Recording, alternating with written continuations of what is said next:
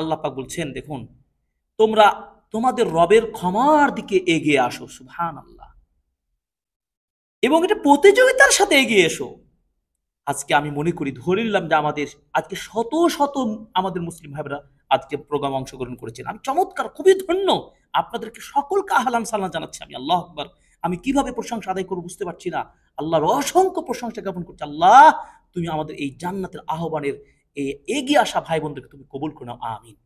আজকে আমরা প্রতিযোগিতা করব, দেখি আমি জান্নাতি প্রজেক্ট প্রকল্প বাস্তবায়নে আমি বেশি অগ্রগামী আপনার চেয়ে হতে চাই, আমিও হতে চাই, আপনার সাথে সামনে এগিয়ে যেতে চাই।